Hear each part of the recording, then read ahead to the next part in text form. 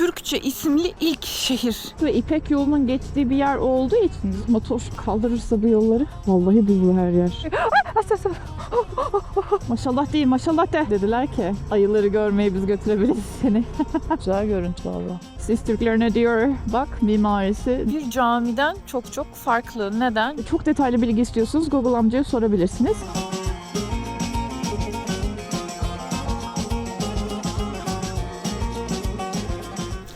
Tek kadın tek motor 81 il Türkiye yolculuğumun yeni bölümüne hoş geldin. Ben Saliha. Türkiye'nin 81 ilinin doğal güzelliklerini, şehirlerini tek başıma motosikletimle gezdiğim bir yolculuktayım ve şu anda Kars'tayım. Şurada başlamıştım. Neden? Şöyle tam olarak Kars'ın merkezindeyiz şu anda. Dışarıda dondurucu bir soğuk var. Şu anda hava sıcaklığı muhtemelen 1 ile 3 arasında ama motora binince -3, -5 oluyor maalesef. Şimdi Kars'ın merkezi, normalde biliyorsunuz şehir merkezlerine çok fazla girmiyorum. Fakat Kars'ın şehir tarihi çok eskiye dayanıyor ve çok fazla hikaye var. Ondan dolayı da göreceğimiz Rus mimarisi vesaire bir önceki bölümde buraya gelirken bahsettiğim şeyleri daha detaylı olarak bu bölümde sizlerle paylaşacağım şimdi.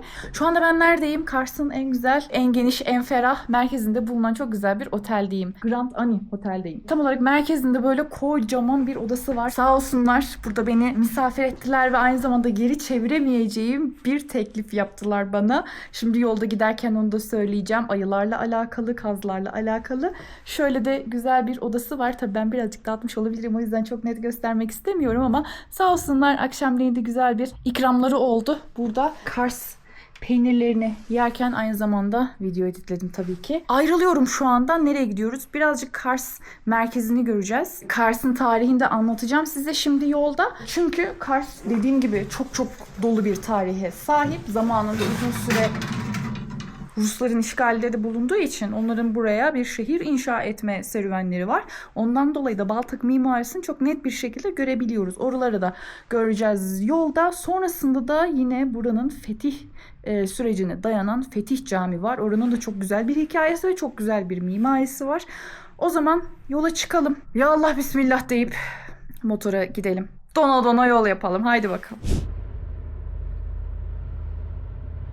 Bu otelin en güzel şeylerinden bir tanesi de otoparkının olmasıydı. Çünkü akşamleyin motor bildiğin soğukta buz kesiyor, buzlanıyor üstü falan da.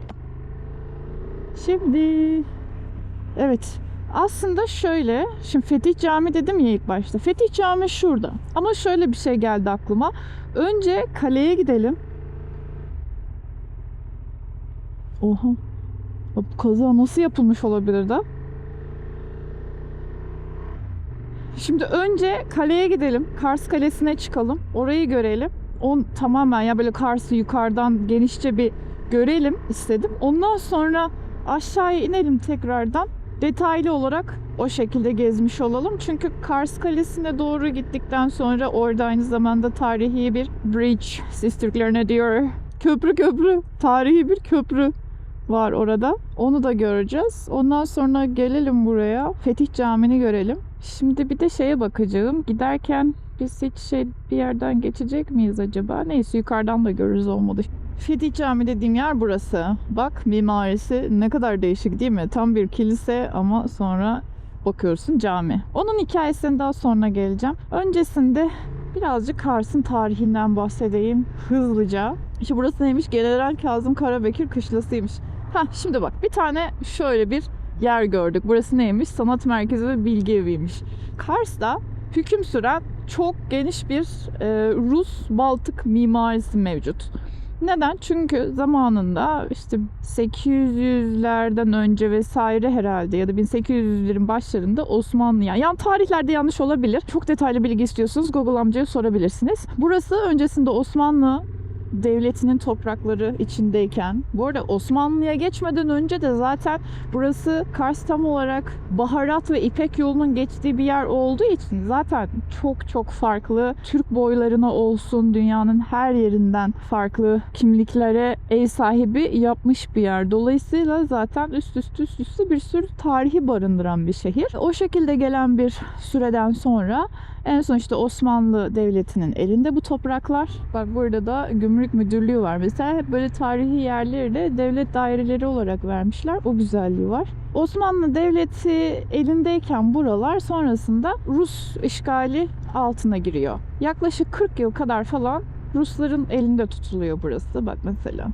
Görebiliyorsun yani o kadar şehrin içerisinde tabii sonraki çarpık yapılaşma maalesef her şehirde olduğu gibi tarihin ortasına diktiğimiz şeyler maalesef ki korunamamış. Ama kentin içerisinde böyle şeyler görmek de çok güzel. Rus işgali yani Ruslar burayı aldıktan sonra buraya artık bir şehir inşa etme süreci eyvallah. Şehir inşa etme süreci içindeler ve Ermeniler de dahil olmak üzere buraya aslında yerleşik bir yani buradan gitmemek üzerine yaptıkları bir şehir düzeni oluşturmaya başlamışlar. Fakat sonrasında tekrardan Türklerin eline geçtikten sonra burası yıllar içerisinde bu son halini almış. Ama tabii ki de o tarihi dokuyu korumuşuz olabildiğince en azından. Şimdi çok da fazla görebildik mi? Göremedik gibi. Bir önceki bölümün sonunda Kars'a ilk geldiğimizde Kars'ı dolaşırken biraz gördük ama Rusların hüküm sürdüğü dönemden kalma Baltık mimarisi kente çok farklı bir hava katmış durumda. Aynı zamanda demin dediğim Fetih Camii de eski bir kilise sonradan camiye çevrilmiş durumda. Şimdi kaleye doğru çıkacağız. Kalede de aynı şekilde ve kaleden de aşağı gördüğümüzde yine aynı görüntüleri görebileceğiz. Bak mesela kaleye doğru çıkarken tüm aslında şu bazı duvarlar, taş yapılar vesaire hala daha eski zamandan kalma yerler. Şuradan değil de şuradan gidelim. 2 yol gösteriyor. En azından varsa eskiden kalma bir şeyler daha görebiliriz. Motor kaldırırsa bu yolları. Buralar birazcık altı kalmış maalesef.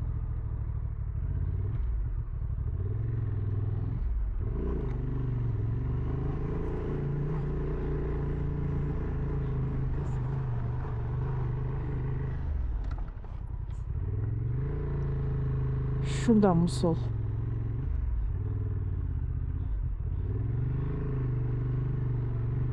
Çok enteresan bir şekilde havanın güneşliğine bakar mısın? Çok güzel ya. Ay. Of işte bak. Vallahi bak hani harabelerindeki o daha önce gittim ben oradan dolayı söylüyorum. Gideceğiz bir sonraki bölümde de hani harabelerine gidiyor olacağız muhtemelen. Oranın da böyle bir yükseltisi var ve aşağıda çok güzel bir süzgeç. Bir şey diyeceğim. Güneş henüz daha oralara gelmediği için bak oralar karlı ha. Geçebilecek miyiz acaba oraya? İyi ki buradan gelmişim ha. Diğer yoldan gelseymişim kaya kaya gidermişim. Her yer buzlu. Vallahi buzlu her yer. Yerler buz.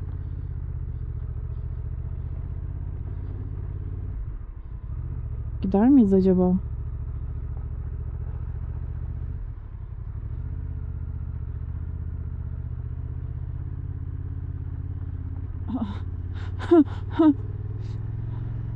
Abi bir de şey de değil taş. Taşın üstü buzlanınca daha da kötü bir duruma giriyor. Maşallah değil maşallah de. Oo, viraj dönüyor. Çok kötü oldu bu.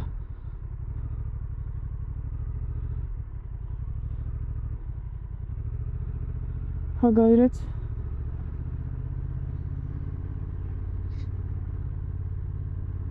Bak ya çok komik bak burası güneş görmedi de ya yerler buz ve kar, şurası güneş görüyor mesela, orada hiçbir şey yok.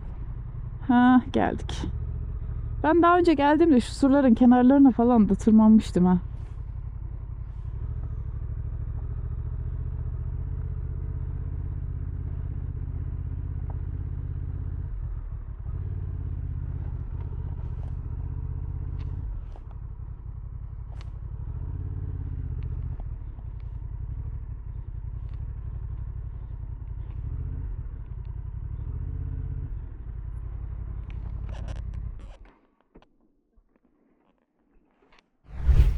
Evet. Kalenin girişi şu taraf. Oradan giriyorsun. Şu tarafta ana yapı var. Buralarda içine girilmesi yasak olan ama benim zamanında geldiğimde şu surların kenarlarına tırmanmış olduğum yapılar var. Şimdi buraya da gelmişken hem Kars manzarasını izlerken de Kars'ın Türkiye'de ilk Türk ismine sahip olduğu şehir olduğunu da söylemeyi unutmamayı tercih ederim. Kars isminin geldiği rivayet edilen birkaç farklı hikaye var. Bunlardan bir tanesi, hatta Kaşgarlı Mahmut'a göre Kaşgarlı Mahmut'a göre Kars ismi bir tilkiden gelme. Bir tilkinin isminden gelme olduğu söylenir. Buralarda yaşayan böyle şu ön kısmı beyaz olan bir tilki türü varmış. Bir bozkır tilkisi. Kaşgarlı Mahmut'a göre mesela Kars ismi oradan gelmekte olduğu söyleniyor. Bir başka farklı kişilere göre yorumlanmış tabii ki bu isimlerden geldi ama aynı zamanda Gürcülere göre de kapı kenti anlamına gelen Karis Kalaki isminden sonra Kars ismi veriliyor. Kars isminin verilmesi de tekrardan Türklerin eline geçtikten sonra veriliyor bu isim ve başta da dediğim üzere Türkiye'de Türkçe isimli ilk şehir olma unvanını taşıyor Kars. Aynı zamanda ilk gazilik unvanının verildiği şehir olduğu da söyleniyor. Zamanında Ruslarla olan mücadele sırasında 1853-56 yıllarında Osmanlı'nın Kars'la olan mücadelesi sırasında Kars'ın Rus ordularına karşı vermiş olduğu kahraman savunma sonucunda Kars Osmanlı'nın eline geçiyor ve 1855'lerde sanırım Kars zaferi sonrasında Kars'a ilk defa bir zafer madalyası veriliyor ve zafer madalyası verilen Türkiye'deki ilk şehir olduğu söyleniyor. Kars da şöyle güzel bir manzaraya sahip. Gördüğün gibi karşı taraflar düzlük. Buradan Kars Kalesi'nin de bu anlamda manzarası gerçekten efsane.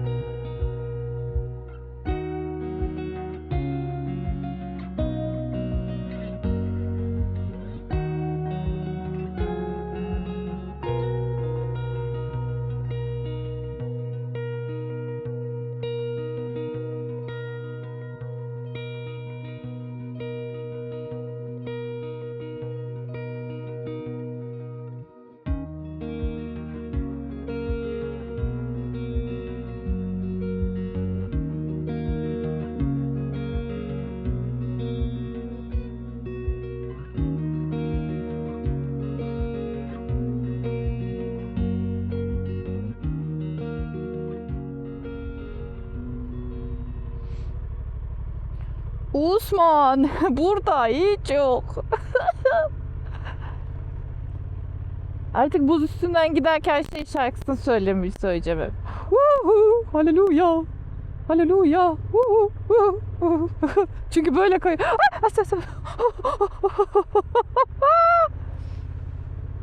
Haleluya. Haleluya. Nereden geldik? Şu yoldan gidelim.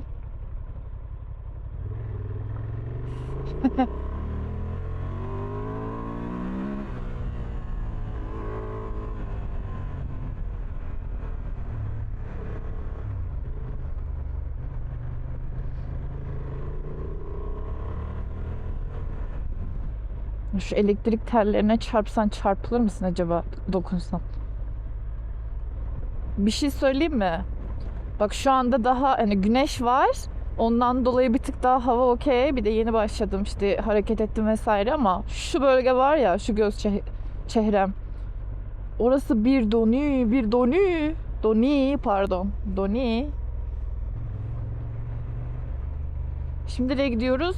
Fetih Camii'ne gidiyoruz. Orada bu arada drone'la gördüğümüz kısım vardı ya şu aşağılarda çektim. Bir tane taş köprü gördük. Bir tane de Kümbet Camii gördük. Kümbet Cami şuralarda bir yerlerde olması lazım. Nerede kalıyor? Şu caminin arkasında bir yerde. Neyse gördük en azından. Oralarda yine görülmeye değer yerlerden bir tanesi. Burası da Kars Çarşısı.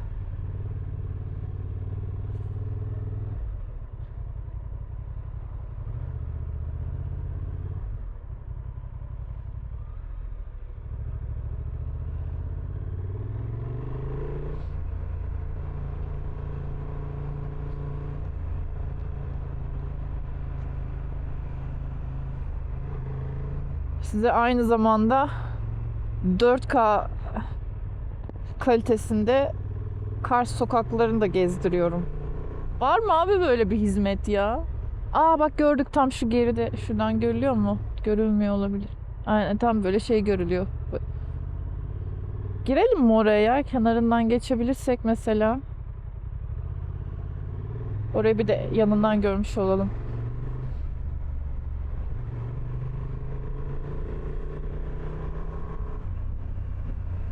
Allah'ım yerlerde buram buram buz var ha.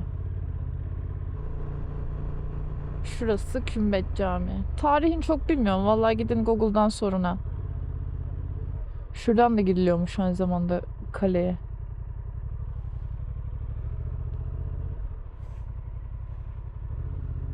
Aa şurası da şey. Şuradan bir fotoğraf alayım ben.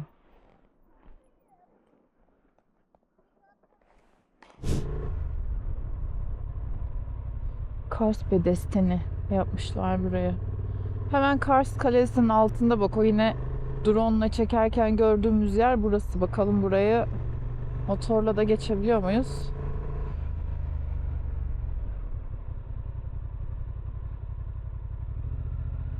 Aslında şöyle bir önce şu fotoğraf alalım ondan sonra geçeriz.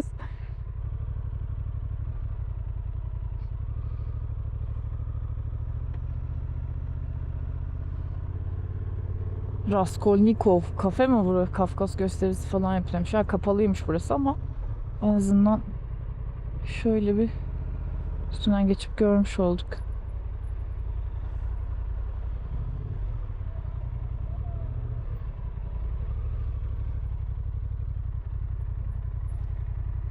Güzel görüntü valla.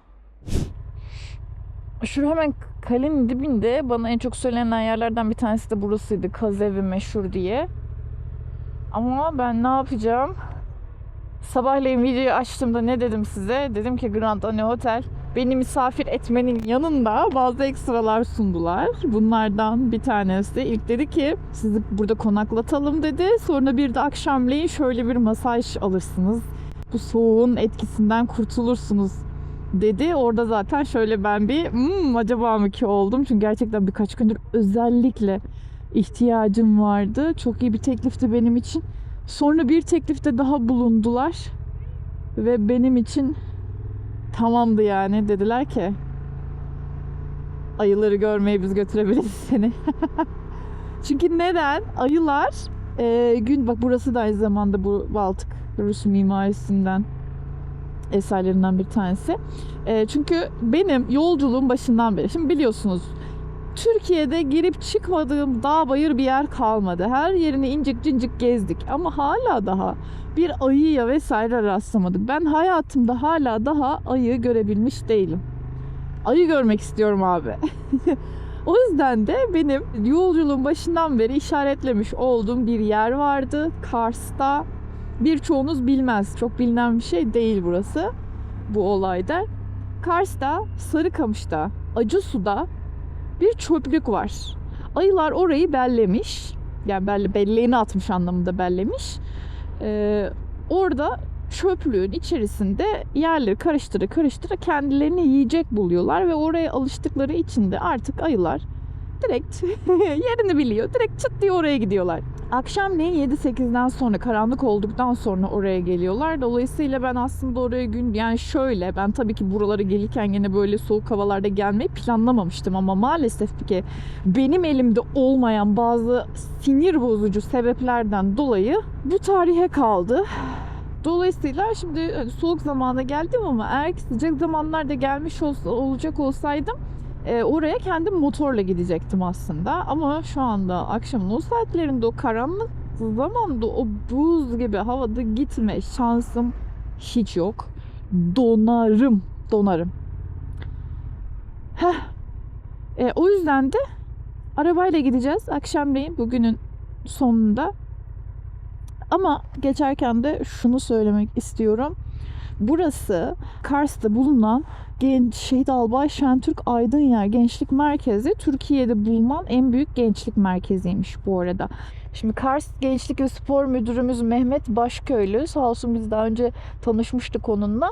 Onun da güzel icraatları var. O söyledi kendisi. Burada gençlik merkezi Türkiye'nin en büyüğü olduğunu da not düştü. Onu da notunu alarak yola devam edelim bakalım. Şurada da aynı zamanda bu Fetih Camii'nin yan tarafında hemen bir atletizm sahası varmış. Valla şehrin merkezinde aşırı güzel ya. Bahsettiğim gençlik merkezi olayı ile beraber ne kadar spora önem verdiklerini de görmüş oluyoruz ya aynı zamanda. Onu görmek güzel. Açıkçası. Şimdi gelelim Fetih Camii'nin önüne. Bak, Fetih Camii ve Gençlik Merkezi diyor abi.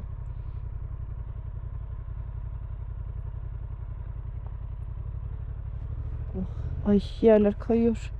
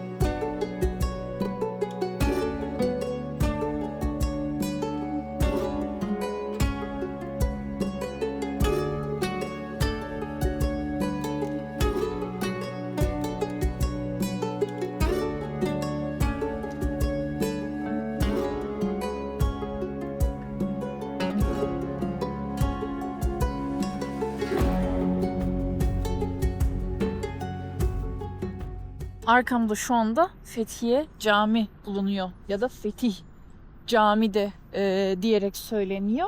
Gördüğün gibi aslında bir camiden çok farklı. Neden? Çünkü yine Baltık mimarisinin izlerini görebiliyorsun ve aynı zamanda bir kiliseye benziyor aslında. Yan taraftaki minareleri kaldırdığında baktığında tamamen bir kilise. Şuraya önceki kilise halindeki fotoğrafını da koyayım. Oradan anlayacaksınız. Burası eski ismiyle Alexander Nevski Kilisesi olarak geçiyor. Ruslar döneminde yapılıyor. Ermeniler burayı zamanında kullanıyor. Sonrasında Kars Türklerin eline geçtikten sonra bir süre spor merkezi olarak kullanılıyor bu arada uzunca bir süre. Sonradan tekrardan restore ediliyor. Buranın fethini taçlandırabilmek için de sonrasında buraya Fethiye Camii ismi verilerek 2 tane minare ekleniyor.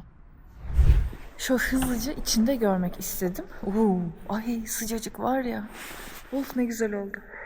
Şehrin tam göbeğinde olan bir cami burası. Benim kaldığım mesela otel diyordum ya şehrin merkezinde. Burası da öyle. Çok yakın zaten görebiliyorduk direkt. Şöyle bir minberi var. Dikdörtgen yapıda aslına baktığında işte tam bir cami mimarisine uygun değil. Uygun değil de cami mimarisi değil yani. Ama sonrasında bu dikdörtgen yapıyı bak mesela kubbeli değil yukarıya baktığında. Evet burası da böyle güzel bir kafamı örtmediğimi çıkarken fark ettim hızlıca girip çıkacağım diye. Ha bak, burası da polis evi, Kars polis evi. İçeride normal odaları yokmuş bu arada. Mesela ben geldiğimde buraya da sormuştum. Full VIP ve X VIP gibi bir oda seçenekleri varmış ama içerisinde sanırım böyle tarihi dokusuyla bezenen odalar var. Bak gene spor merkezinin oradan geçiyoruz. Gençlik merkezinden. Şimdi nereye gidiyoruz? Peynir Müzesi'ne. Kars Cheese Museum. İlk geldiğimde aslında buraya, ilk bölümde buraya vardım. Sırada geçmiştik. Hatırlar mısınız bilmiyorum ama.